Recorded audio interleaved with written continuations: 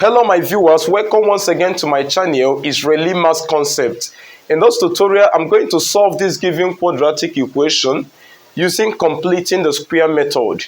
Do well to trace back to my previous video where I made an introduction as regarding to completing the square method of solving quadratic equation.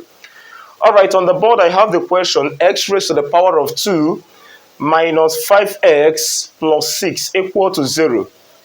And this question, I want to solve it using completing the square method of solving quadratic equation.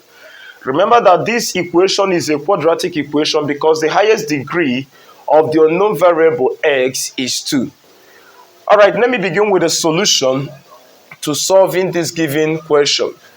The first thing I have to do is to replicate this question. Remember the question says x raised to the power of 2 minus 5x plus 6 equal to 0. Now, the next thing I'm going to ask myself is, the coefficient of x raised to the power of 2, is it a unit? And the answer is yes, it's a unit, because the coefficient of x raised to the power of 2 is 1, which is invisible. Of course, it's a unit. The term unit means 1. But if the coefficient of x raised to the power of 2 is not a unit, what do? We divide through of the equation by the coefficient of x raised to the power of 2. But obviously on the board, the coefficient of x raised to the power of 2 is 1. Hence, I begin with saying x raised to the power of 2 minus 5x. Then I will carry this positive 6 to the right hand side of the equation. Then it will change to negative 6. Then the next thing I'm going to do is I need to halve the coefficient of x. Remember, the coefficient of x here is negative 5. So I need to halve negative 5. Halving negative 5 means looking for the half of negative 5. And half of negative 5 simply means 5 all over 2. Then whatever I get here, then I square it. Now, the square of negative 5 over 2 is going to give us 25 all over 4.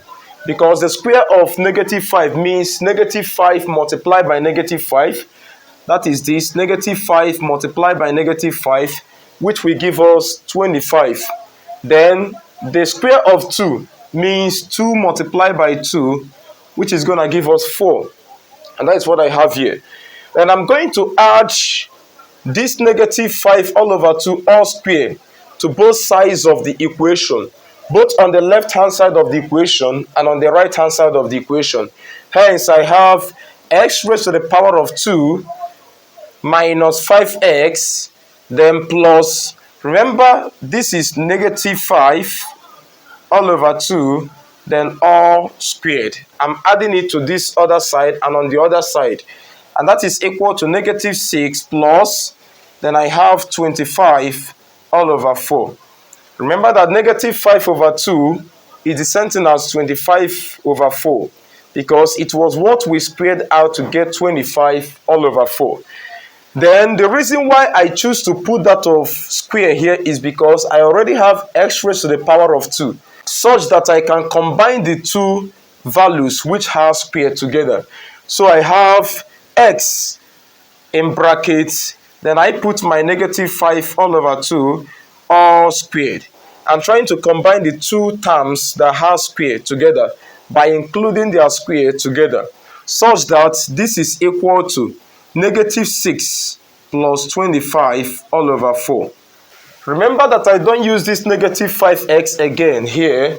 The reason is because it was the value that gave birth or rise to this negative 5 over 2. Hence, I don't use it again. Then I have to include only for x raised to the power of 2 and negative 5 over 2 raised to the power of 2 together, include their squares together. And that is equal to what we have on the right hand side of the equation. Such that this is x minus 5 over 2 all squared. And that is equal to the LCM of the denominators. Remember, negative 6 is sent as negative 6 over 1.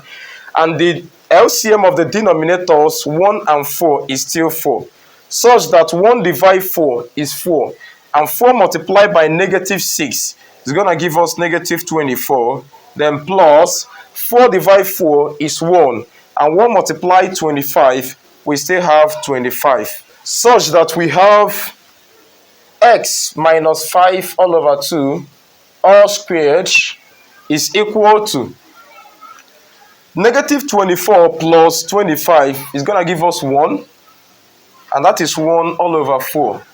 Then if I take the square root of both sides of the equation, I'm going to have x minus 5 over 2 all squared. Then I take the square root, and that is equal to plus or minus square root of 1 all over 4. Such that the square will cancel out the square root, and I'm left with x minus 5 over 2. And that is equal to plus or minus square root of 1, of course, is still 1, all over square root of 4 is 2. Such that I have x is now equal to, I'm trying to make x the subject of the equation or the formula, such that x is equal to, then taking negative 5 over 2 to the right hand side of the equation, it will change to positive 5 over 2. Then plus or minus 1 all over 2. Then I have x is equal to, the LCM of 2 and 2 here, of course, is 2. That is the LCM of the denominators is 2. Such that 2 divided 2 is going to give us 1, and 1 multiply 5 is still 5, plus or minus. Then 2 divided 2 is still 1, and 1 multiply 1 is still 1. Then I have that x is equal to 5 plus 1. Let me take for positive sign first, such that I have 5 plus 1 all over 2, or x will now be equal to, let me also take for the negative sign, such that I have 5, then minus 1 all over 2. Remember, the answers we must get, or the roots of the equation we must get, must be up to 2. The reason is because in a given quadratic equation, the roots of the equation should be up to 2. And what are the roots of quadratic equation? They are answers you get after solving your quadratic equation. Hence, I take for that of the positive sign, 5 plus 1 is 6 all over 2, or our x is equal to 5 minus 1 is still 4 all over 2.